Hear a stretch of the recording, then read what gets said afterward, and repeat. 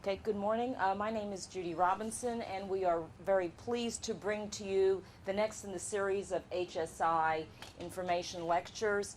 Today's set of briefings is really a panel discussion, and it's a panel discussion that we as a community are bringing to the asthma conference, which takes place in May. The topic today's presentations is human systems integration and its relationship to programmatics, specifically systems engineering, and to our own internal space life sciences risk management process. Can we have the next chart, please?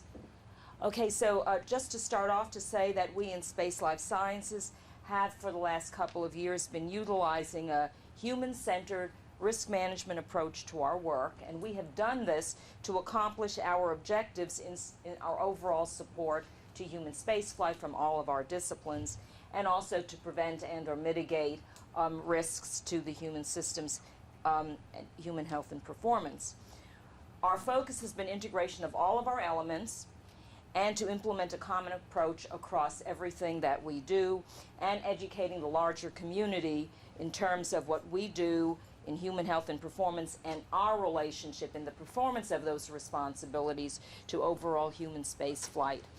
Our overall approach is to capture human health and performance information and data, then to identify the risks that will require further research, further technology development, to provide a clear definition of those risks, to provide a consistent approach to addressing those gaps, and then all of that leading to standards so that we have targets against which we would measure health and performance in relationship to our programmatic support, and then ultimately to mitigate the risks against those standards.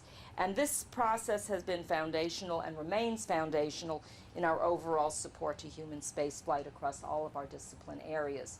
Next chart, please.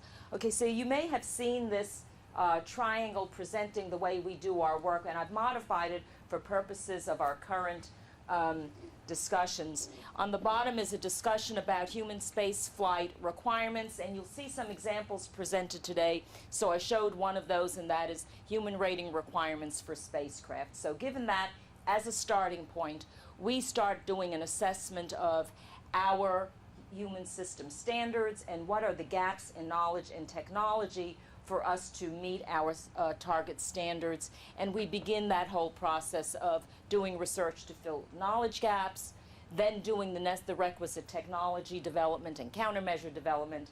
And then all of that has to be tested and validated in the same way that we go through a testing and validation process associated with our support of human spacecraft and surface systems. And ultimately, all of that becomes operational, both the spacecraft in orbit and our participation in that spacecraft, on that platform, as well as on the ground. And so you see as it proceeds up from research and development announcements going through focus projects, our countermeasure and technology evaluation and validation, our assessment and validation of spacecraft and its systems, ultimately ending up with human system requirements associated with astronaut health care and a habitable spacecraft. So if you go to the next slide. This is just the construct that David Fitz will talk about in a moment, but this shows the circle that leads from one element to the next: requirements development, requirements integration, design, verification, operations, and research, and all of those things are interactive. So next chart, please. And these are the people who will be presenting today: David Fitz, who will come up next, Debbie Burdich, Jennifer Fogarty, and Lauren Levitin. So David. Oop. You will need this.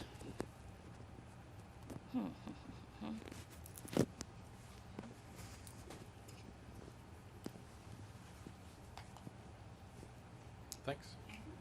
Thanks, Judy. I'm David Fitz. I'm the branch chief of the Habitability and Human Factors branch. And from the pyramid that Judy described that discusses the interrelationship of activities leading from requirements to deliverables, I'm going to talk about a tool that we use in our own branch to relate this pattern, this sequence of events to the systems engineering cycle. Next chart. Every major government program or project follows a procurement cycle that's firmly grounded in program management, which is also firmly grounded in systems engineering.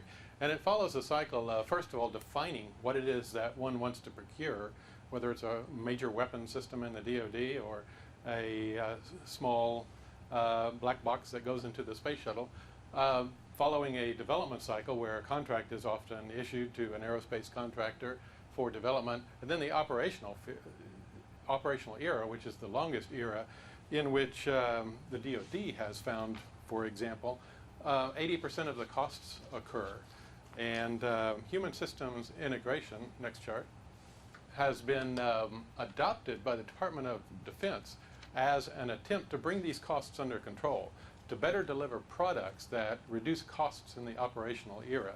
Human systems integration in the Department of Defense is a very definite thing. It's well defined, and processes are in place, and a mandate that HSI be included in all major projects. No such formal mandate yet exists for NASA, but in human spaceflight, the Space Life Sciences Directorate here at JSC delivers requirements and deliverables to human spaceflight that cover a number of human domains: human factors, assessments and validation of spacecraft systems, habitability requirements and designs for spacecraft, behavior, health and performance, capabilities and countermeasures, space medicine, capabilities for exploration, environmental monitoring, technologies and strategies, and human health countermeasures and technologies.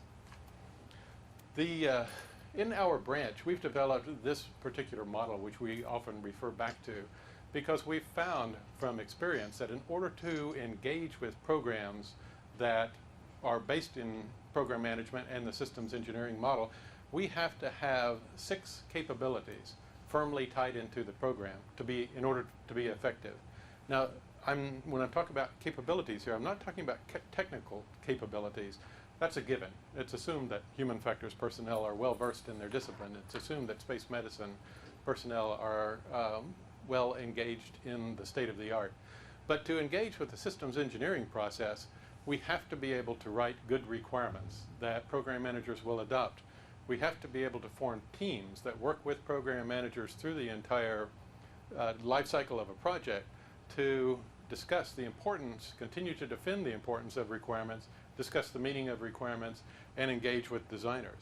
Sometimes we have to roll up our sleeves and participate directly with designers. We have to be there when verification occurs, the final sign-off that requirements are being met. We have to monitor through the operational era to find out how well all of this activity during the development cycle worked. And we have to have a sound research program that takes lessons learned from operations and feeds them back into requirements for the next generation or the next development. So we have to have competency in each of these areas in a systems engineering sense, and we have to have program manager buy-in that, indeed, human systems integration domains can participate in program managers' projects. Mapping the capabilities, these 6 capabilities, to a systems engineering phase, during project formulation, it's when requirements begin to be defined and written, and it's when requirements integration teams form. It's where we begin to roll up our sleeves and participate in conceptual design. During the development cycle, the requirements integration teams are engaged throughout to ensure that by the time we get to verification at the end, verification will indeed be met. And again, there's the opportunity to participate in design. Operations speaks for itself. And finally, the research capability assesses the success of HSI's participation in the systems engineering cycle, identifies gaps in knowledge, and through research closes those gaps with knowledge to better write requirements for the future. This series of presentations is going to take each one of these bullets and talk about them in more detail. Debbie Burdich is going to talk about requirements integration teams, and verification. I'll be back to talk a bit more about design. Jennifer Fogarty is going to talk about operations, and Lauren Leviton will talk about research. Judy Robinson will be back to close and talk more about Space Life Sciences' risk-based management approach to integrating across disciplines. Thanks. Debbie?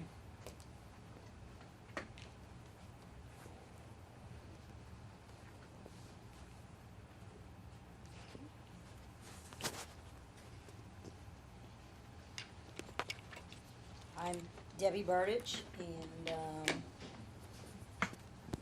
I work in the Human Factors and Habitability branch here at Johnson Space Center, and I am our HSI strategic lead, and I'm going to talk to you today a little bit about what David Fitz alluded to of requirements integration, a little bit about verification using a real example from NASA's Constellation program. Next slide, please. This is just that circle that David was just showing, and again, I'll talk about the requirements, development, integration, and verification next. So since I'm going to be talking about NASA's Constellation program, I'm not going to go into this in detail, but I just wanted to make you aware that NASA does have a Constellation program that has multiple projects underneath it, and this Constellation program was set up as our space vision for exploration, and to go back to the moon and to build a new spacecraft or set of space systems that would allow us to do that. Next slide, please. Okay, so today I'm really only going to talk to you about, my example really only talks about the Crew Exploration Vehicle, or CV, which is also referred to as Orion, and that is the replacement vehicle for the shuttle that's first going to go back to International Space Station, then it's going to be going on to the moon, to Mars, and beyond. Next. So let me talk a little bit about one way in which HSI is evident in the Constellation program. There is a set of human rating requirements in this NASA procedural requirements, and the human rating requirements define and implement the extra steps that you need to make sure that a space system is human rated.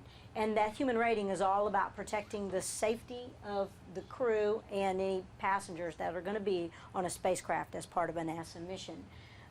So really it is HSI, it is an HSI intense process, because it really is looking at human capabilities, how those human performance capabilities and limitations affect vehicle design and vice versa. And not only their performance, but also their health as well. And bottom bullet, human rating is integral to the whole life cycle of the project. So you can't just wait until you're completely done and then say, oh, let's do some certification steps and see if this thing is safe for humans to fly in. No, you have to start from the very beginning and build that rigor into the design from the start. Next. The interesting thing, though, is that these human rating requirements are not levied directly on the projects. What happens instead is the Constellation program generates requirements which are then levied on the projects, and those requirements meet the intent of the human rating requirements, and that's how the human rating is flowed down to the projects via allocation matrices and the Constellation documents. Next slide. So really, when you look at these NASA standards, there's this set of human rating requirements that we talked about. That's the authority, gives the program the authority to levy onto the projects. It also gives the Health Medical Technical Authority the authority to levy onto the projects to go do this human rating that I was speaking of earlier. So the human rating is sort of a benchmark of the capabilities that you need. It's that process guidance. It's pretty high level, although it does direct the Constellation program to do things like evaluate crew workload, do human-in-the-loop tests, perform error analysis, do usability studies, and it tells the Constellation program that they have to prove that, or the projects have to prove that they've done this. It's really looking at making sure that a catastrophic event is protecting the crew, protecting the mission. Then you also have our NASA standards, with which Judy Robinson spoke of. And in this particular case, I talk about a NASA Standard 3001, which is our body of knowledge of what we know to date that influences our requirements that are levied on a program or project. So in this particular case, Volume 1 sets the standards related to crew health, and Volume 2 sets the standards for the environmental habitability, and human factors standards. And these requirements both flow into, in this particular case for the Constellation program, a Constellation-specific program document called the Human Systems Integration Requirements Document. And if you note, it has a Constellation program number for that document. Okay, so it's not a NASA standards document, but it's a program document. So now this is the instrument that the Constellation program can use to levy these human system integration requirements to the projects via allocation matrices in an allocation matrix in this document. So the human system integration requirements really focuses, that document focuses on the proper integration of the human to system interfaces, you know, regardless of the mission phase. And this is a main way that human rating is achieved. So just one example to kind of hone in on an example, make this maybe a little bit more concrete, is we'll talk about handling qualities. The human rating requirements mandate that the crew is able to effectively control the spacecraft when it's necessary for them to do so, to prevent a catastrophic event, and also to be able to complete the mission. So it calls out an accepted standard for how you would do this. It calls out handling qualities, and it goes even further and calls out a method by which you would measure those handling qualities. And again, it's a standard method that is used in piloting, and it's called the Cooper-Harper rating scale. But the NPR requires that the program and the project determine and present proof of how these handling quality requirements are implemented into design, how they're integrated, how they're evaluated, and eventually how they're verified. And you know, thinking of the circle, in systems engineering terms, doing requirements, providing requirements to a program or project, integrating them, and verifying them are pretty standard steps. They're pretty, they're more well defined. How your requirements look and how your verification requirements look and how your verification is done is very a rigorous process or set of processes in systems engineering. So in these cases, we don't have as much leeway in how we approach the problem or how we approach trying to make sure that these requirements are integrated properly. And so it makes it even more important that we speak the same terms as systems engineers do, and that we speak the same terms as program and project managers do, to be able to have that seat at the table that David Fitz spoke of. So let's go to the next chart. So now that human rating requirement that requires handling qualities for the vehicle, again, it's flowed down into HSIR, and HSIR takes that one requirement and it breaks it into two. And one's about loss of crew or vehicle, and one's about loss of mission. It also calls out Cooper-Harper. It talks about it being it provides verification methods, and it talks about it being a test and analysis-based verification and a task-based analysis to be able to do that. So again, the human rating requirements flow down into the HSIR, and then the allocation matrix in the HSIR levies this against Orion and also against Altair, our lunar lander, but it levies it against Orion, or the crew exploration vehicle. Next chart. So now the Orion project has to go through and say, okay, well now we have these requirements, we understand that we have to do this, but what is a best fit for our project? How will we go through and show ourselves that we are integrating this requirement into our design? So what Orion has done is Orion has formed a handling qualities working group, and their job is to look at how the handling qualities requirements are addressed in the design, and really what are all the steps that they're going to take to mitigate the risk that the handling qualities would not be adequate, to be able to, and eventually to be able to look at verification and validation of the requirements. The working group is a integrated team. It's made up of the key stakeholders, including human engineering, including the crew, including mission operations personnel, actually including safety personnel, including the people who are developing the vehicle, who are developing the vehicle software, the guidance, navigation, and control algorithms, also the people who are managing the mock-ups and all the facilities that these types of tests would be done. This team has gone through and they've started to look at credible scenarios that would actually scope or bound the problem of when would we apply this HSIR handling qualities requirement. They're also looking at, when would we do human-in-the-loop testing that would make available to us some results that we can do some analysis or assessment on.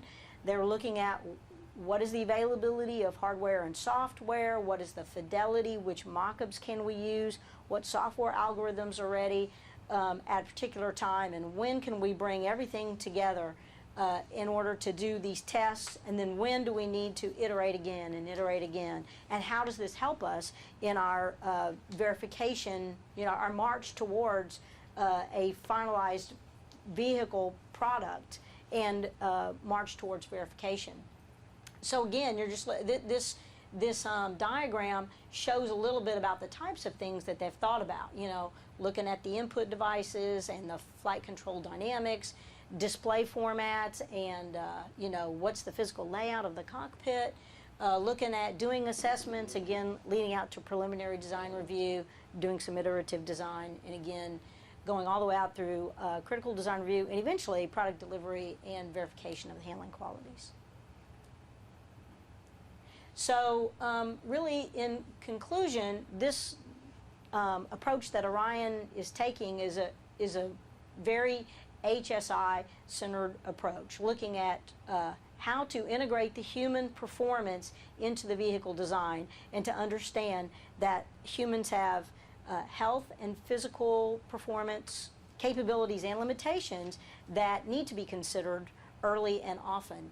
And they are allowing the key stakeholders to be engaged throughout the design process and the analysis process so that changes can be made that again work towards mitigating the risk, buying down the risk of having inadequate handling qualities, and so thereby buying down the risk of jeopardizing the safety of the crew and of the mission. And I just wanted to finalize it by giving one little statement that's actually in the human rating requirements document, where it says, above all, human rating is more than a set of requirements, a process, or a certification, and involves a mindset instilled by leadership where each person feels personally responsible for their piece of the design and for the safety of the crew. And that embodies the spirit of HSI as well. So now I'd like to pass it back over to David Fitz to talk a little bit more about the design process. Thanks, David.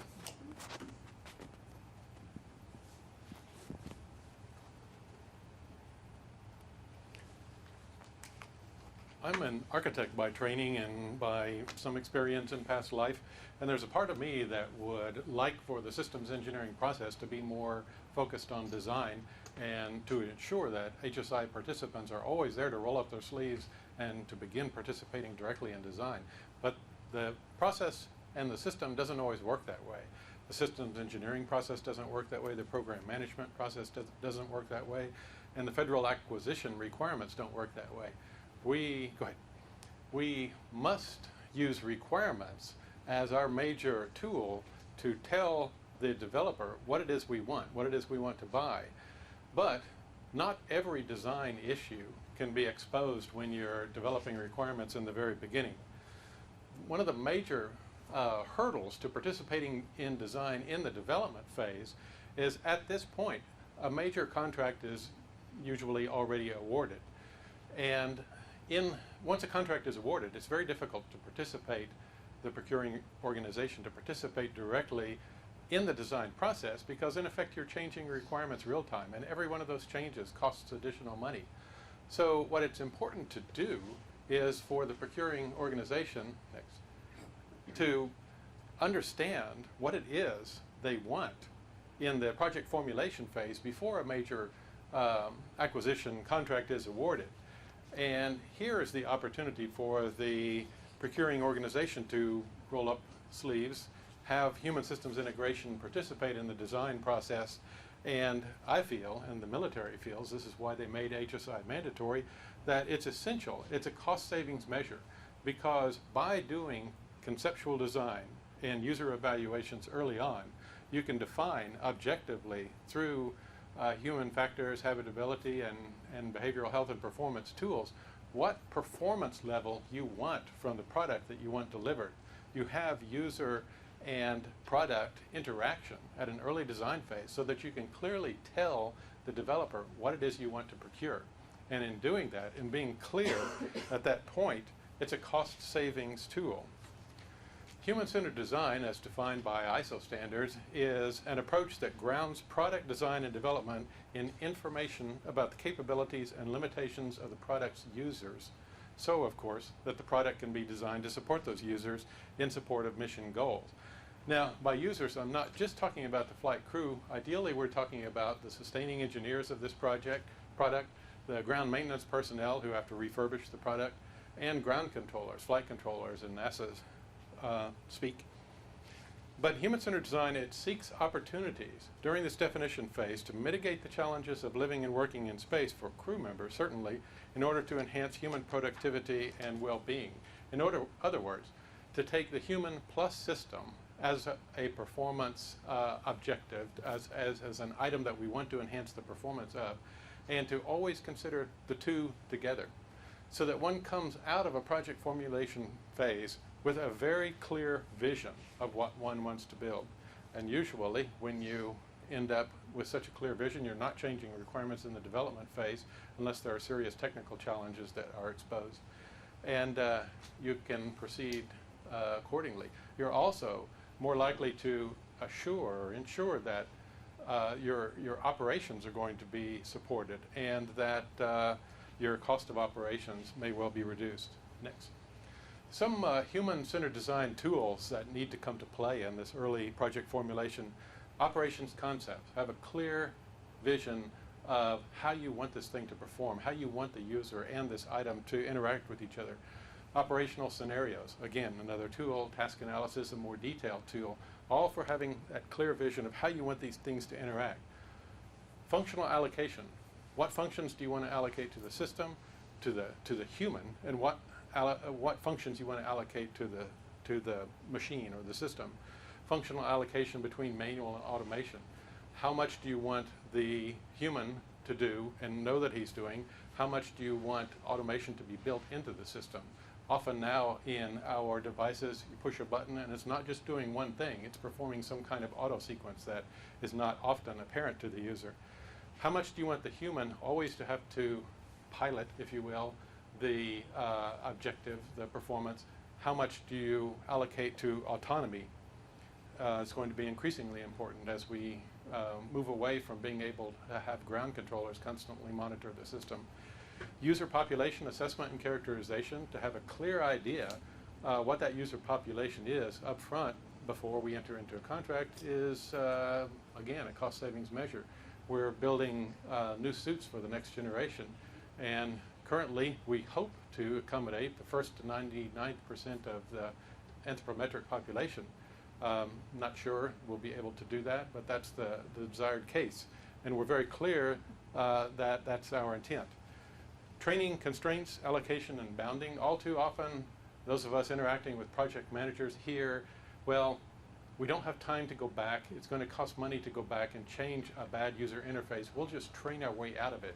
But what's the cost when you have to do that 200 different times for 200 different systems? When we get to systems that are as complex as International Space Station, crews interacting with an extremely disparate array of devices, and there's just a limit to how much one can train one's way out of it. To enter into a contract with metrics on how much training is required, I feel is an important future objective. Same with workload. Once we clearly define through functional allocation how much we want the user to do, We want to have a clear set of workload constraints and monitor these things just like we do budgets for mass and budgets for volume. For this presentation, the habitability design, in order to test these tools, we need to have concepts developed, prototype these concepts, then perform evaluations. First of all, visualized evaluations, and then true human-in-the-loop tests of early prototypes. And through doing this, better define what it is that we want from this procurement. To help infuse human-centered design into human spaceflight, Spaceflight Sciences developed the Habitability Design Center, whose mission statement is to create and lead innovative, collaborative, human-centered design for living and working on Earth and in space. The HDC has collaborated with project managers and the engineering directorate on projects in International Space Station, Orion, the Crew Exploration Vehicle, Lunar Lander, Altair, Lunar Surface Systems, and others. And our experience is that when we have a project manager who clearly understands the need to define a project early on, who clearly has an appreciation for design, they appreciate inclusion of human systems integration personnel up front in order to better define this total human system performance. And we're not just talking about design and prototyping here. The Habitability Design Center is not just a model shop. The human evaluation, the tests and human evaluation, that's the important data that comes out of what the HDC does, because it's that infuses the knowledge, the go-forward knowledge of what it is we want from a procurement. Just a few examples of things the HDC participated on. This is one of the earliest projects. It seems that tables on Earth have been studied enough over the past 2,000 or 3,000 years, but when designing a table for space, there are unique constraints. We had to look at a restraint system. We looked at various systems, and the crew came back and said, well, you know, actually a very simple one is going to be the most effective for us. This table also integrates a vacuum system so that when people are eating at the table, crumbs have a place to go and are not just floating free in the environment. And we were always conscious that the wardroom table, perhaps the most important function, is for the crew to meet together as a team, because we've had a lot of feedback from International Space Station crews that meals are the only time that they have a chance to all get together and talk about the day. We worked on the early temporary sleep station, and the model that was created and has flown is serving to develop requirements for the permanent sleep stations. I think most people know that we're expanding the crew population from 3 to 6.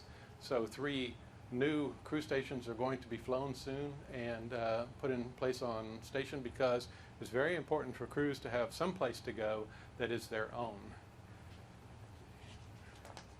The capabilities of the Habitability Design Center and the HDC, we populated it with people from, in particular, the Rhode Island School of Design, people with non-traditional engineering backgrounds, art backgrounds, architecture backgrounds, thoroughly infused in industrial engineering design as well. First, they're able to graphically prototype things, and we've had people be sold on HDC's capability sometimes after the first meeting, where people are brainstorming, okay, what is it that we want a project to do? And the HDC guys are sitting there sketching what they're hearing and are able to hold up a drawing at the earliest possible meetings. And people have been very enthused about this capability. Physical prototyping, when we get further along and want to perform human-in-the-loop evaluations. This, for example, is one of the earliest studies to help size how big the crew exploration vehicle should be. But we're not, as I said, just a model shop. It's important to do human-in-the-loop evaluations of the prototypes to ensure that we have the knowledge that feeds into further design. So finally, HSI participation in design helps improve lifecycle costs of deliverables, because we come out with clear objectives of what it is that we want built. And hopefully we have performance metrics that we can put on the contract of what the total human plus system performance should be. It ensures that mission goals and objectives are met, because during the operational era we're more likely to come out with a piece of hardware that is designed to support the operations, the operational concept and scenarios in the first place. And it helps program managers succeed in delivering products that support operations. And I'll pass the microphone on to Jennifer Fogarty to talk a bit more about operations.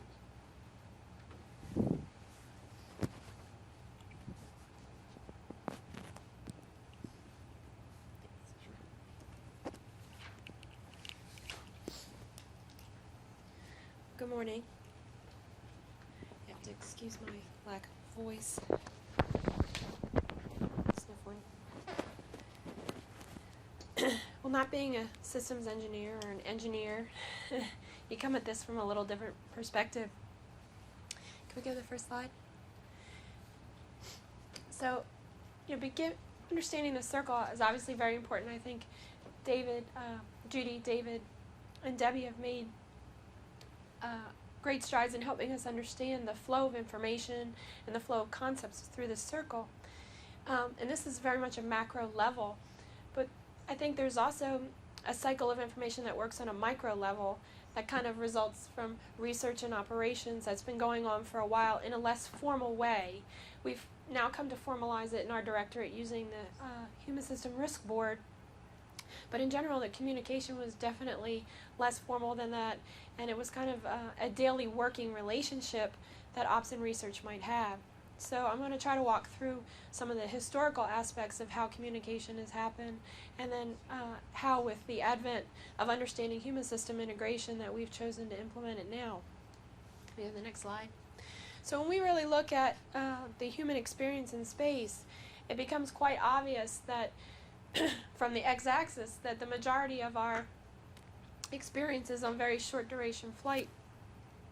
And you could say that really what we strive to say is that when we reach, say, flight 500 on this 1 to 2 week mission, we're doing a much better job than we did when we had flight 1. That we've learned something, we've now implemented those lessons, made changes, and made life better. Now in some circumstances, David pointed out that operationally you may not be able to change the hardware or that situation, so you change your training or something to compensate.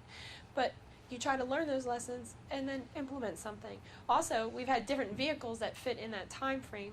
And what I started to do was list things that actually separated the bar in the x-axis. So we have different characteristics of the vehicle. You have a habitat environment. Not all the vehicles were at the same pressure, same oxygen tension at different times. So you start to realize that we really don't have 498 of the same type of experience. We probably have 498 experiences that all are very unique in some way. So we don't always have this ability to group and understand and experience in a holistic approach. You just understand these variables one at a time. We've also had partial gravity exposures. A lot of our physiological testing occurs pre-post. Not for all of those 500 missions that are in the majority of our experience, not all of them just had microgravity during the mission. The Apollo ones, they were exposed to partial gravity, which would definitely affect what you saw pre and post. And we're not exactly sure how that partial gravity mitigated or changed what we measured pre and post compared to someone who was just exposed to microgravity for the whole mission. We have issues with countermeasure availability. We'll see a chart much later on that illustrates on ISS the hardware availability. That also impacts what we can measure pre and post to understand how the human is doing while they're interacting with this vehicle in their new environment. And we concentrate on collecting physiological, medical, and environmental data. We really struggle with collecting performance data, and I know Dr. Levinson will be probably going into that a bit more. That within that large cycle of information flow and requirements development, verification, validation, what you realize is that when the rubber meets the road in the operational part of that circle, that it is imperative to continue to collect information. So, that's where you're doing your real-time verification and validation. You're out of your testing phase, but you need to know if what you thought was going to work really worked, what happened, or what didn't you anticipate. From a medical perspective, that's always very important. A lot of this is from a risk management mindset, and we're thinking very prospectively that can we predict what's going to happen to the human body and be prepared for that. And from our experience and from our reference base, we have an ability to predict, but you don't know what you don't know. So you have to leave some margin for being prepared for things you couldn't anticipate. So go to the next slide. Oh, I'm sorry, go back one. There was one thing I wanted to mention on the histogram graph. that what we also try to do is extrapolate along the y-axis, and that I think it has been a bit problematic, in that if our experience is way down at the 2-week mission interval and we want to do a 6-month mission, which is ISS, it's not simply a multiplication problem. We don't say, okay, well, we saw this problem in a 2-week mission, and now we have 36 weeks, so it must just be 2 times 18 of the problem. That's not how the human body functions. It's not how we interact. There is a learning curve, both physiologically and intellectually. So we're also trying to understand the correct compensatory mechanisms we need to target for any kind of countermeasure or mitigation process that we want to do for long duration missions. So now we have access to long duration missions with ISS, and we want to do double that length or triple that length to go to Mars. And again, it's not simply multiplication. We really have to understand the mechanism, the fundamental mechanism of what's going on in order to prepare for this time element across these missions. So from a medical operations perspective, how do we really break down the situation? Because I'm thinking I'm very human-centric. I'm not vehicle-centric. I actually go on the premise that the vehicle is this thing that's not going to hurt the human. That'll be my first assumption. So now I put the human in that situation. I have to think about how can the human fail on its own. So we have things like selection and retention standards, which from a medical perspective say, what is your predisposition for disease, your family history, genetics from, not genetic testing, but from a gross manifestation, so that, if you have family history of some disease process, hypertension, I'm just automatically going to raise your risk. I mean, that's how the medical society looks at it. Retention standards are similar, that we have an aging crew over time, so your risk changes as you age. The same holds true for the crew. We do pre, in, and post-flight monitoring. That's to understand their immediate situation prior to leaving, and then we have some capability on orbit to understand what their medical situation is, and then we test them post-flight to see what if any change has occurred, and this also allows us to set up a reconditioning program so we can hopefully bring them back to baseline, because the golden rule is to first do no harm. So we're really trying not to change their risk by sending them into spaceflight for a medical condition. In flight, we do prevention, mitigation, and treatment is available. So prevention, again, was all the screening that we did. You might do vaccinations prior to going. Mitigation could be a countermeasure you supply in flight, whether that be a piece of hardware or a pharmaceutical. And then, of course, we have treatment. We have medical kits on board to deal with medical conditions that arise. And that's probably where we're most constrained and have to plan the best. Because we have a finite mass, power, volume situation to send medical supplies, and really we're trying to understand the right combination of medical supplies to take to cover the broadest spectrum of medical conditions that could occur. And then, of course, when they return, we have recondition, recovery, and then hopefully reassignment. Part of the job of medical operations is also to make sure the careers of the astronauts have longevity, that we don't want one mission to impact future missions. We're trying to maintain control over the situation and return them to baseline. For the next slide. So to understand what we mean by some of these processes a little bit better, again, selection and retention standards, we're really screening for all types of disease. You do a high level of imaging on the human body. There is a unique situation with medical operations and aerospace medicine in that you're looking for things in a not sick person. So to try to understand when you do find something that's not categorically normal, how do you classify it? Because the only time you've seen something like that is someone who's already had, say, disease manifested, because that's when the medical community at large is looking at it. So we have to temper what we see with its ability to predict the future manifestation. Pre- and post-flight monitoring, again, we've had a very embedded relationship of ops and research over the years, and there's certain things that are very well published and things that we monitor very closely, such as bone loss. And we're trying to understand the degree of bone loss. And we know a little bit more now to say it's not just about the loss of bone mineral density, but it's the change in the structural integrity of the bone that might be even more significant. Skeletal muscle loss. What does it mean to have it, and how much can you return after they come back from spaceflight? Magnitude of cardiovascular deconditioning. And a variety of other medical conditions that could arise that aren't necessarily related to microgravity, but just there's something that's going to happen to the human body over time. Again, prevention, mitigation, treatment, in-flight countermeasures. They could be things such as an exercise device. We use nutrition currently as a countermeasure.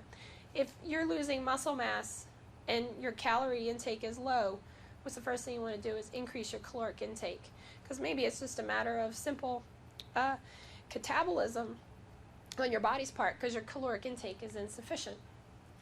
And of course, we always take pharmaceuticals in a well-planned fashion to try to accommodate or treat anything that might occur. And then reconditioning, recovery, and reassignment. I think the flight surgeons and the ACERs, the group who train the astronauts pre and post flight, really work hard to get a regimen that targets the astronauts where they need it most, whether it be with balance, recovery, and core stabilization, or increase in muscle strength. It could be focusing cardiovascular endurance. It's a pretty well-planned regimen that we follow afterward to bring them back to baseline. If we get to the next slide, please. So again, historically, ops and research were pretty much tied together from a human perspective. Again, the vehicle perspective would probably be a little bit different.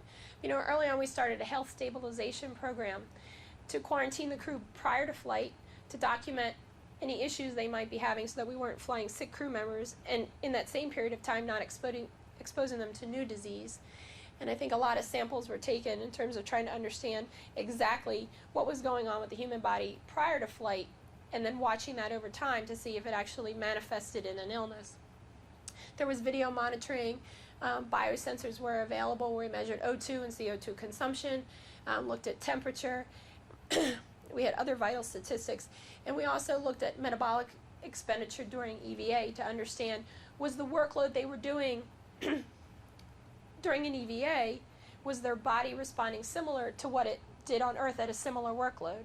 What they found that, based on trying to understand the workload they were accomplishing, is that it took more effort for them to do the same workload. And we categorize that as deconditioning. So we're trying to understand, why does it seem in a partial gravity field or in microgravity that it seems to take more effort physiologically to accomplish the same workload? It's an interesting phenomenon. Can we go to the next slide? So for Skylab, we got a little bit more sophisticated and actually dedicated missions to understanding what happens to the human body in spaceflight. What was really phenomenal about Skylab is they downlinked data within 12 to 24 hours after doing the experiment. So this was probably the first time you were getting on-orbit experimental information on the ground to understand what was going on. There were real-time biomedical research meetings between ground and flight, and they had an in-flight medical unit to take care of medical conditions on board. So in the shuttle program, again, we get even more sophisticated. It was a very well-planned exercise to do the extended duration orbiter medical project, which is a joint operations research exercise. And they looked at cardiovascular, neuroscience, musculoskeletal, radiation, nutrition, and exercise in a methodical way to understand pre, in, and post-flight changes during longer shuttle missions. I think it was 14 days or longer during EDO&P. So we've really kind of strategized over the years to document and observe what's going on with the human body in spaceflight and what have the decrements been. And I think we've tried to understand over the courses of the time that those missions have occurred, how does it relate? So if you had a 10-day mission, does a 14-day mission, was it simply of the 4 days that you were up there longer, did we see a commensurate decrement, in those 4 days? So is it a linear negative curve, whatever system you're measuring? And kind of the issue we've run into over time is that we'll have a lot of pre-post points, and we draw a straight line to connect those two dots. But in reality, we don't know what the curve looked like between those two. We could have had a rapid onset and then a plateau. We could have had, some kind of parabolic curve. So in-flight monitoring really starts to show itself as a key component of understanding what's going on with the human. Go to the next slide. MIR was our first real quest during long duration flight. Although Skylab started approach long duration, it was really MIR that we set the stage for looking at what we were in for with ISS, 6-month missions. It was a lot of data gathered. This was a tough environmental situation for these people to be in.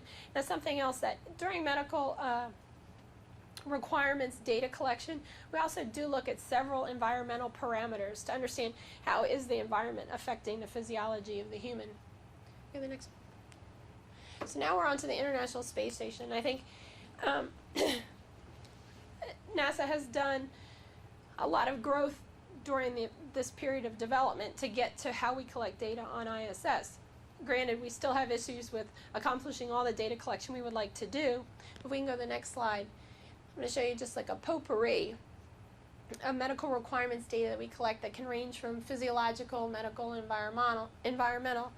And these are ones that I have access to regularly, but we're looking at changes in bone mineral density. We're looking at the recovery of that BMD. We're looking at cardiovascular changes, whether it be orthostatic intolerance or your aerobic capacity. We look at neurovestibular changes in terms of your ability to maintain balance pre and post flight. And then I always think it's key, we look at a post-flight functional test, which is looking at compound exercises such as push-ups and leg press, where you're trying to look at groups of muscles working together, and also you're having to stabilize your body in different ways. And we always measure a decrement, but we also measure at this point an R+30, so 30 days after they return, to see how quickly do they recover back to baseline. And in most instances, we see recovery. Do we fully understand how all the individual parts get us back to recovery? No, we understand that there are compensatory mechanisms where we're not exactly equal to where we were post-flight, but functionally you appear to return to baseline. Now, can we stay on that slide for a second? Also, when we try to analyze this data, we can look at it for an individual. So that's what the docs are using this for. They're very concerned about their crew member. Their crew member, what did they look like pre-flight? What did they look like throughout flight? And where are they post-flight and during their recovery? From a division perspective, we probably look at it more from a population point of view. What's going on with our population? There's a lot of inter-individual variability, but in general, is everyone returning to where they were? If we sent people up with a lower threshold, meaning they were already close to the standard or the requirement, did they drop below, or did they stay above, but they had less margin? Like they made it for a 6-month mission, but had they been pushed to 8? It's more about understanding, did they have a reserve built in? And physiologically, that's sometimes hard to know because systems change. The delta could be very variable, meaning that if you go up and you have a lot to lose, you could lose it very rapidly and come down to baseline. Whereas someone who is always working at the margins, because when you go into space, your body's adjusting down, it's essentially detraining, you didn't have a lot to lose, so you didn't lose it. So it's a little bit of a conundrum to understand what kind of deficit we're really driving. Can we go to the next one? So on the background of all of that physiological data, we have them working out on exercise hardware. They're allotted 2 hours a day, 6 days a week to do their exercise regimens. And what this graph always depicts is how often the hardware was fully available, with red being the hardware was not available at all, yellow it was hardware available with some restrictions, and green it was fully available. Now the top line being CVIS, which is a cycle ergometer, you can see about 80% of the time it is available up to full capacity. We've had several episodes where there was some type of failure occurring, which meant that you could not use the device to its fullest. Did that mean that an individual crew member was impacted? Not necessarily. It depended on what their need was versus what the machine could provide. So anytime we go back to the group data, we try to understand how did the hardware availability maybe affect their outcomes, because really it was the post-flight measurement that was telling us whether the hardware met their capability or not. IRED, which has changed a bit over time, interim resistive exercise device. Started out as IRED, was replaced with a different technology from Schwinn, so it was then called SHRED. And currently on orbit is a device called ARED, which is still in the operational checkout phase, which is a much more sophisticated device. I'm going to get to that in a second. And then for the treadmill, pretty much the life of the treadmill has been spent below the capability we would have liked for it. But it is available. People are running on it. And we try to understand, when we sent TVIS up, what was it about it that caused the problems that it was not available 99% of the time? Because now we're in development of what's called T2, the second treadmill, and we wanted to make sure that those lessons learned were passed on to the engineers and the bioengineers that were developing the second treadmill. For IRED, which went to SHRED, which is now ARED, in a different type of loading device, there was a large learning curve. And right now, it's not that the device is considered very functional. There's been a lot of positive feedback from the crew on how it operates, but we still have a data issue. So it's up there, we're just having trouble collecting data on it. Now, for all of these pieces of hardware and how they interact with the human, we have a lot of constraints in terms of time, money, mass, power, and volume. So within those constraints, you put up the best hardware possible and you try to implement all the lessons learned you can, but unfortunately, I don't think that we've 100% completed that cycle and incorporated all of the lessons learned based on the constraints available. You go to the next slide. So initially, Orion, as Debbie said, is going back to ISS, which from right now, the majority of my work is working with space medicine and constellation integration. There's very little concern that we don't know how to do this and do it well. So it's a short transit time. It's a relatively small vehicle. It's going to be launched from the U.S., go to the ISS, drop either cargo or crew members off, and then return back. I don't think we've been given a lot of flexibility with data collection or any type of experiments during that period of time. It will be considered an emergency lifeboat for the entire ISS crew if it had to be, like any vehicle that's attached to it, and it will be delivered pressurized. You go to the next slide. So I think for Orion missions and how we get back to the moon and what requirements we're levying on the vehicle, I have more questions than really answers. Because again, thinking about that third histogram chart, so how do we use previous experience to prepare for future exploration? I don't think combining the data into 498 missions of 2-week period is exactly correct. I mean, I think understanding Apollo on its own merits and Shuttle on its own merits is a viable way to inform Orion. Can we simply extrapolate, or is the future more complex than that? Right now we're dealing with a lot of generation of those operational concepts I think David mentioned, because that drives a lot of your requirements. And as the concept of operation changes, my medical requirements might change because you're expecting more or less of the human. Your demands become different. So there's a lot of give and take at this point of understanding what their OPSCON is and what our requirements response to that would be. And then what types of analogs are appropriate. We have several at our disposal here on Earth. It's just a matter of understanding which system is best targeted in each one of those analogs. So using NEMO, which is the undersea analog, we would look at that differently than I would look at Antarctica due to the constraints that are given by each one of those, but they're very viable, and I think Dr. Levinson might mention those a little bit more. So that, I think, completes my talk and my voice for the day. I appreciate your attention.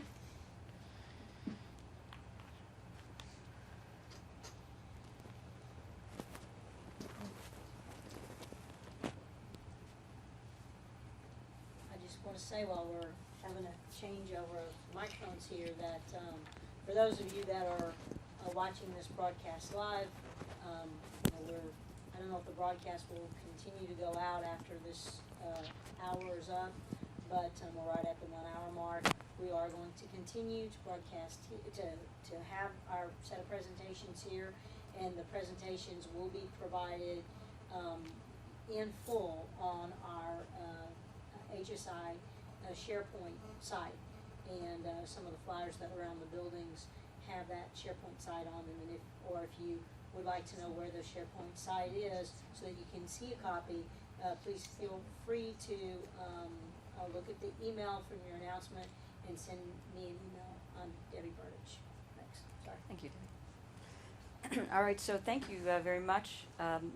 Lauren Leviton, I'm the manager of the Behavioral Health and Performance Element, which is in the Human Research Program, and I reside in the Space Medicine Division, so we're very well integrated from the beginning. Next chart. So I'm going to talk about, in the circle, where we're all connected and integrated, I'm going to talk about research. How can we do better? Well, what is better? Better from my perspective is that we're going to, whatever we're making our investments focused on in the research program, that they have customers, they have stakeholders, that we deliver the product, the protocol, whatever it is, that are really wanted, used, and relevant for operations, be it mission operations, medical operations, or even for constellation design requirements. And that's what we mean in the research program by better. So I like to start off with this cartoon because we are, ops sees the world very differently than research sees the world. To ops, researchers are, walking around like out there. They're not even connected to what they're doing.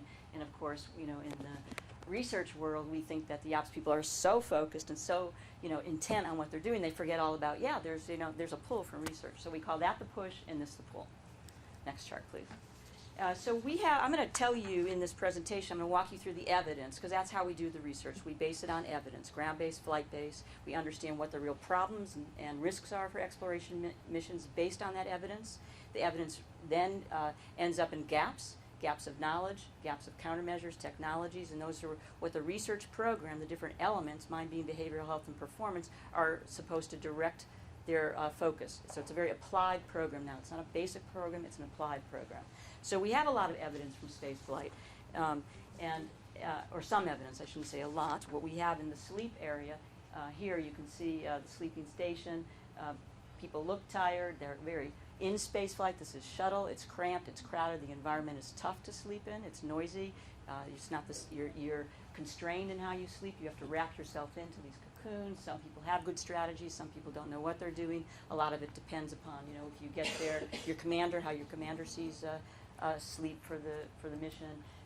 But we have from the evidence, this is early evidence, and if you look at this, there's very few long duration spaceflight data at that point. But we knew that astronauts are they're getting reduced sleep during spaceflight, and that's different from their terrestrial sleep habits. Is it significant? Self-report says one thing. I'll talk about that a little bit later. But this is early evidence showed us that there was reduced sleep.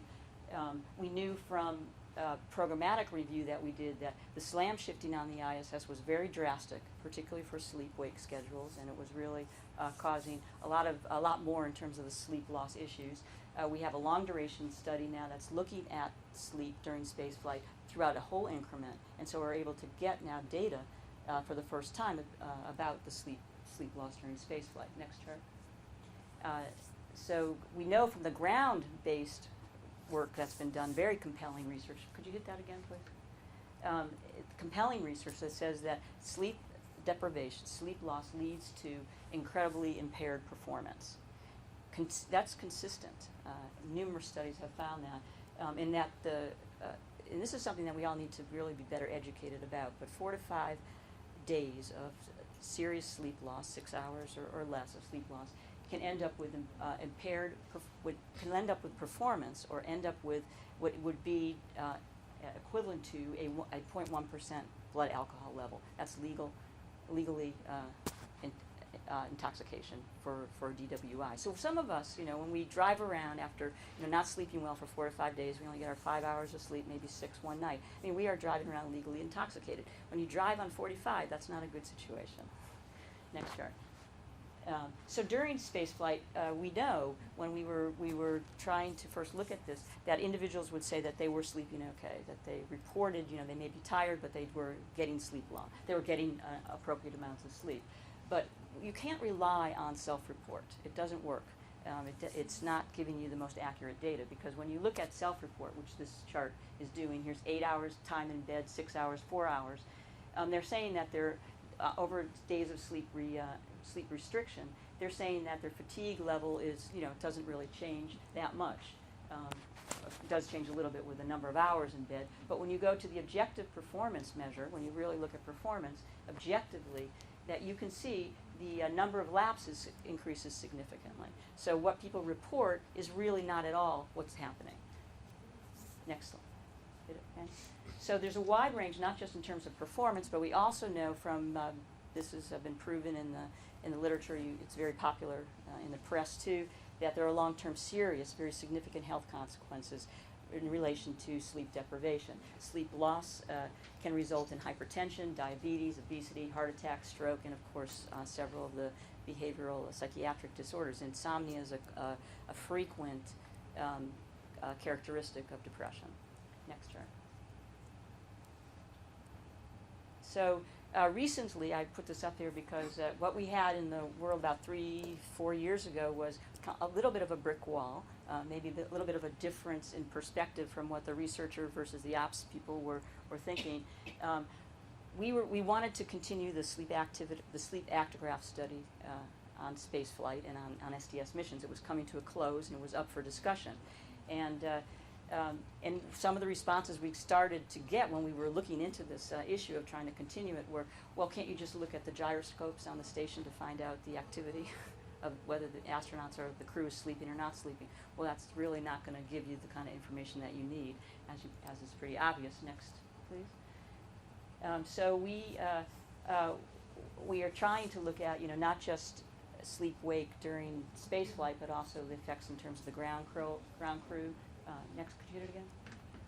And what happened during that time when I talked about that brick wall was that a wide group of people, smart people, a variety of different people. On the right you see here, these are the researchers, Dr. Seisler, Dinges, Brainerd, Dr. Barger, Beth Clareman, Dr. Clareman, all of these people, plus on the left-hand side, the flight physicians, Dr. Johnston, Jim Locke, MOD, David Korth, and of course astronauts too, Peggy Whitson and Ellen Baker.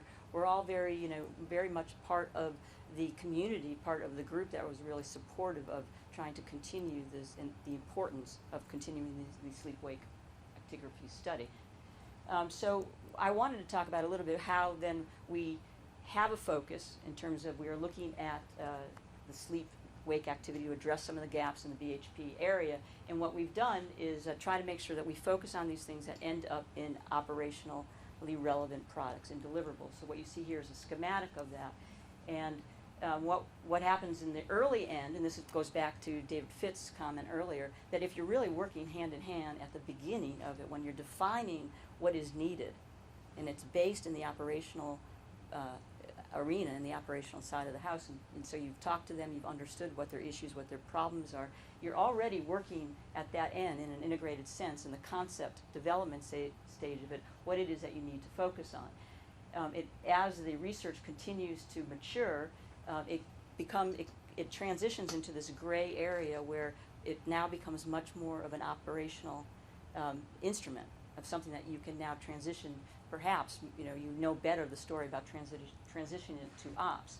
And so somewhere around in the middle there, you're going to start getting a better dialogue, or you need to get a better dialogue. You need to make sure that the customer really understands what the product is, that you can take the research protocol and now make it an operational protocol, so that some of the barriers that may continue to keep it on the research side can get addressed and dealt with. For example, with the ActiWatch, there's a download issue in the sense that it takes a lot of crew resources to download that. We'd like to have it more real time.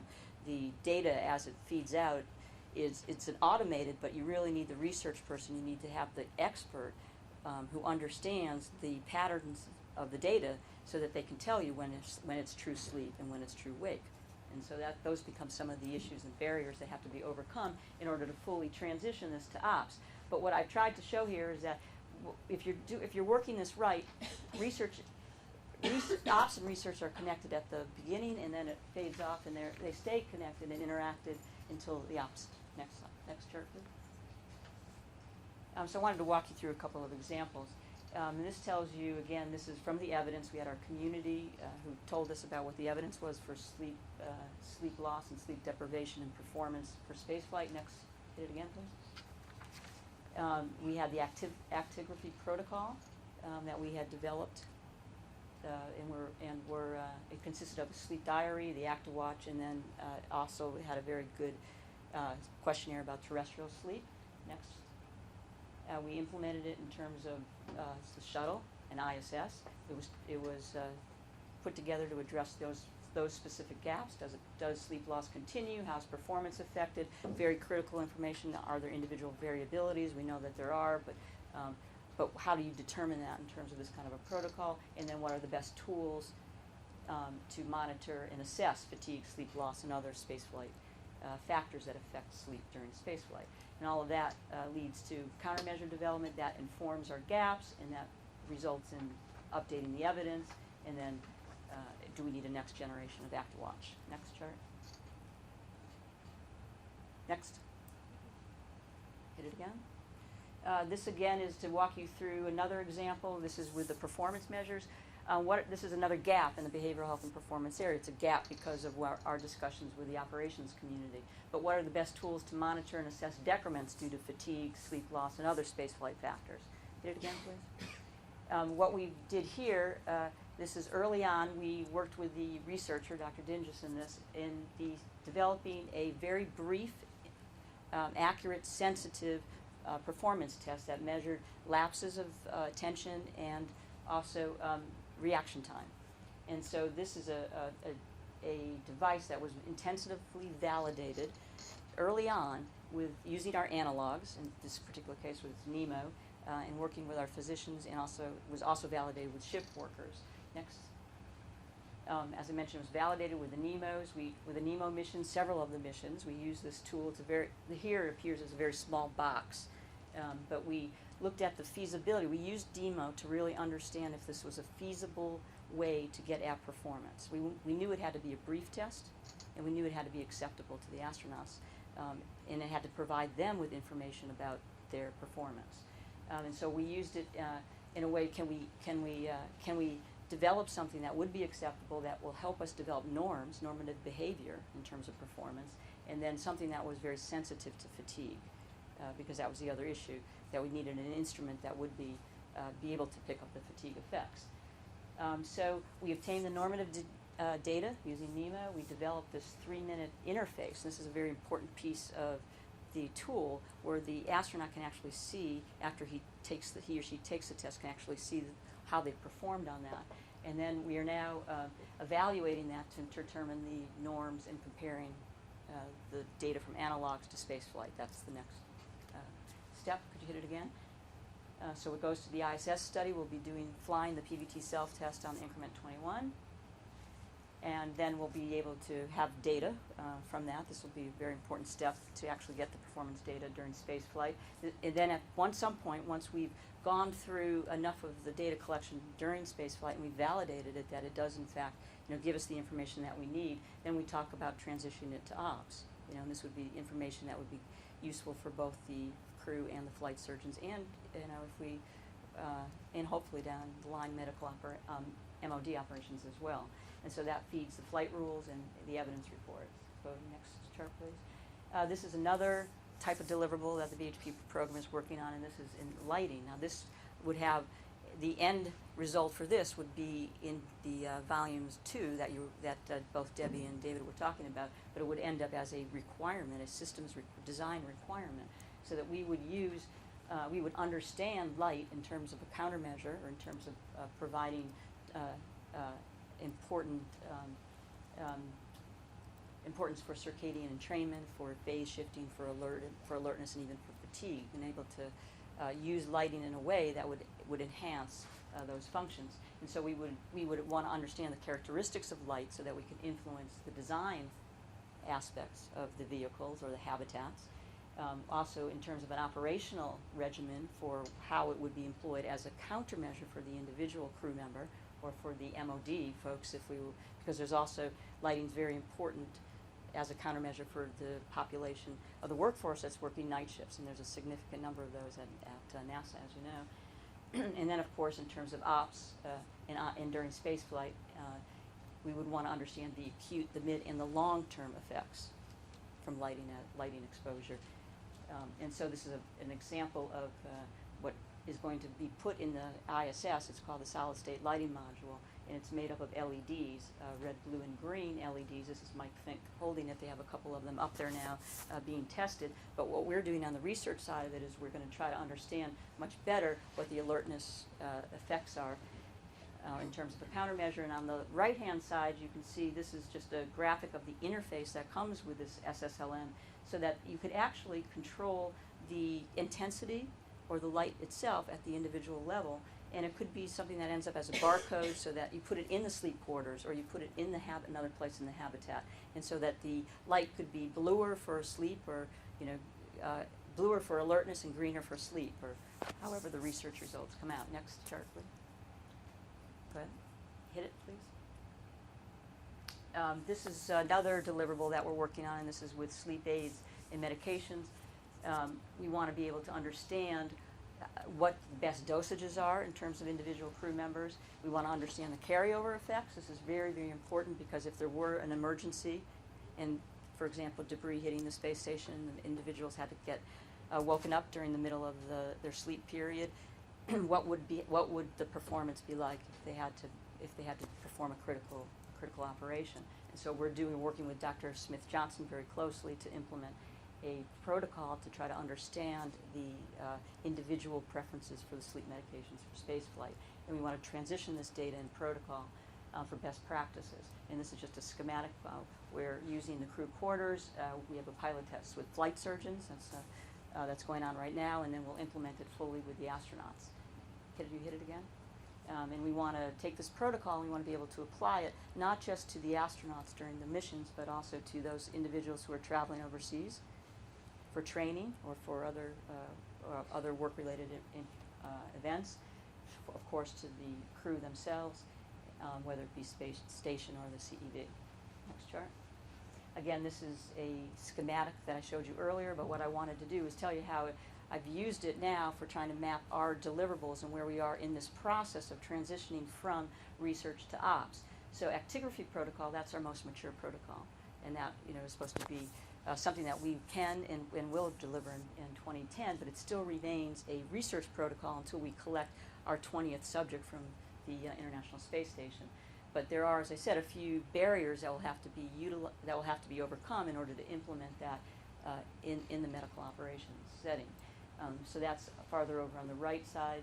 The A is the PBT self-test, and that's one where we've tested the feasibility of it, we've got the data from NEMO, and now we're going to enter the spaceflight, the operational setting, which also means in terms of the countermeasure level, it's countermeasure, I think it's 7 or 8 when you put it into the space environment.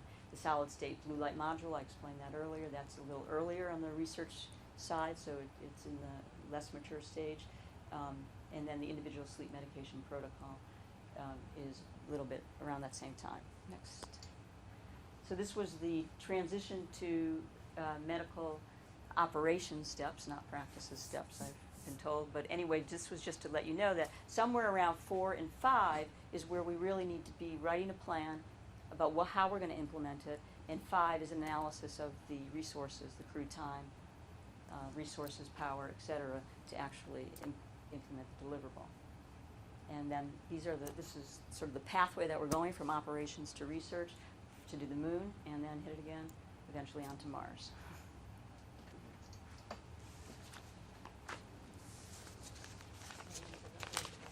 Oh, I forgot. Yeah. It would help, wouldn't it?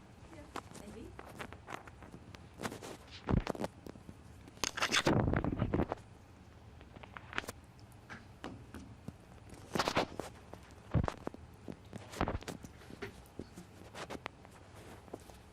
Well, I'm back now to sort of wrap all of this up and give you sort of a summary of where we are to date in our directorate with HSI. You've heard 2 ways of HSI implementation.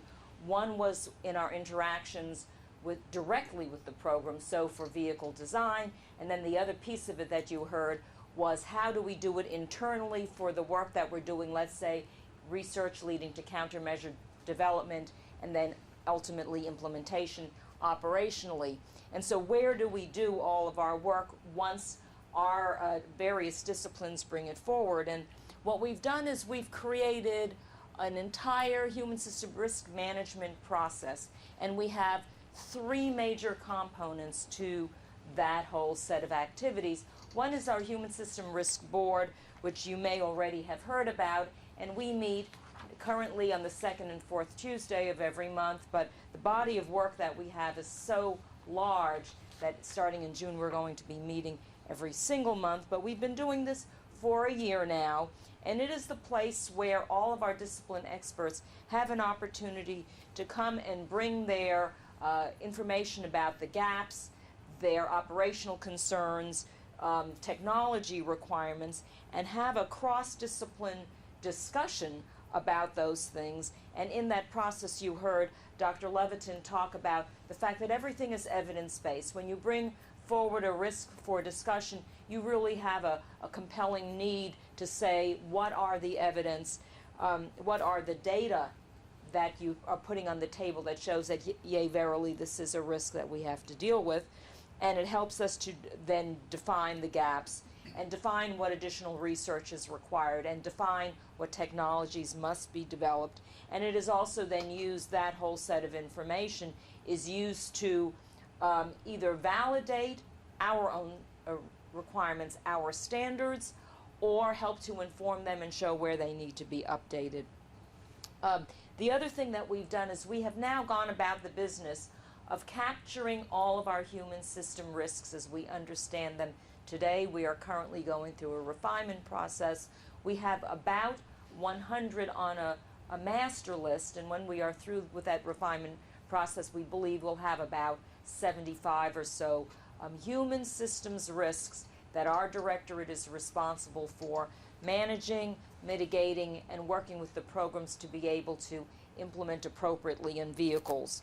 And then the way we do that then is we have a tool, an RMAT, which some of you may already have heard about, and it defines the risk itself, and it captures all of the information that we have, and we do that in terms of the mission scenarios. So you heard a lot of discussion by Dr. Fogarty and also by Dr. Levitin about the research that we do in these venues and the information we gather from those venues and the lessons learned from those venues, so that we can then extrapolate from each of these mission scenarios to be able to appropriately implement human systems integration into the next mission scenario that we have on our plate to work on. Next chart, please. And this is just a graphical depiction, I should say, that shows the body of work. It's just a different way of looking at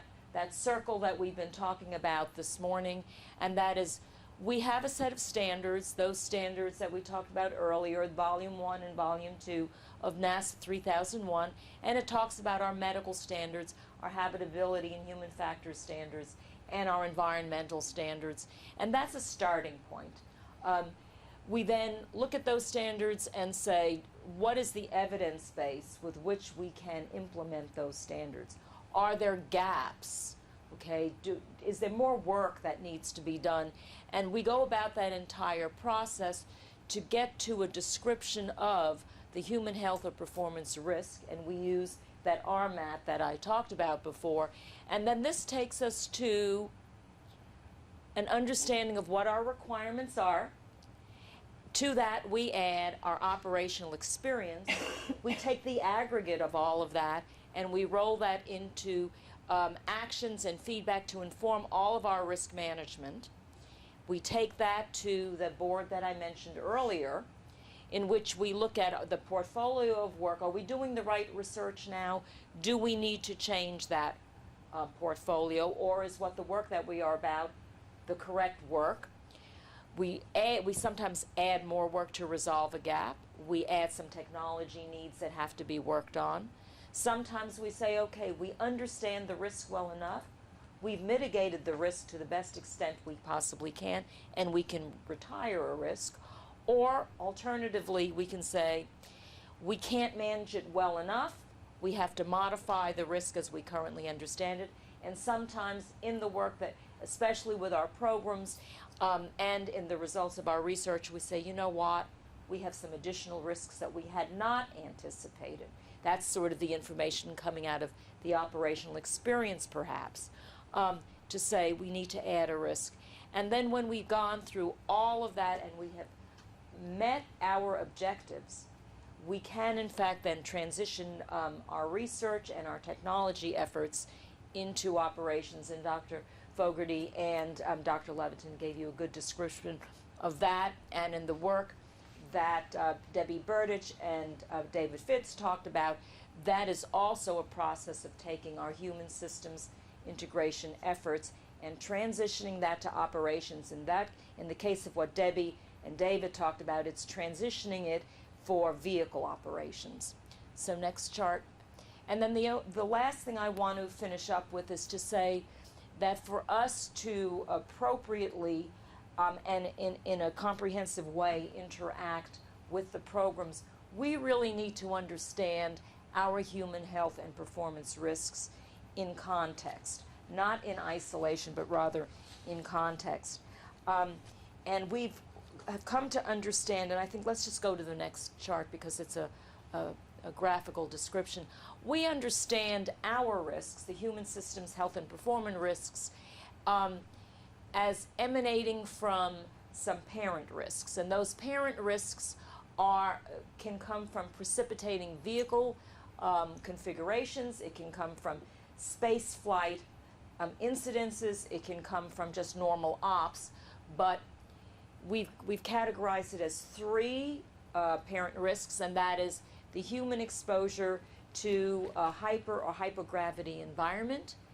It can emanate from, our risks can emanate from remote deployment in space, and then thirdly from a hazardous closed environment, living in a spacecraft or a habitat on another planetary surface.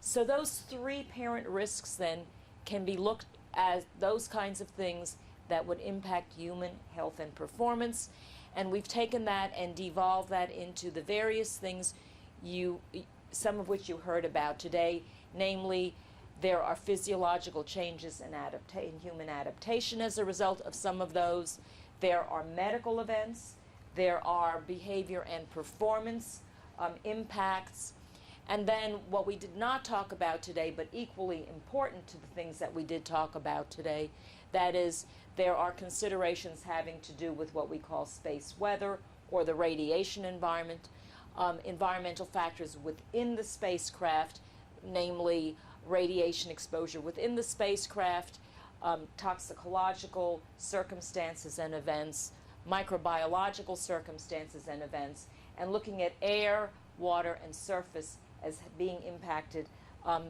because we are living in a remote, closed environment in a spacecraft. And then finally, you heard a lot of discussion earlier this morning about habitability, human factors, and crew station integration, which are things in which we might have to deal with risks for which we need to do research and technology development. And these are the outcomes and represents the body of work that we do. And so this is my summary, trying to tie together for you the full picture of our human systems integration efforts that we do in our directorate for the work that we do in support of NASA's flight programs. So that concludes our discussion for this morning.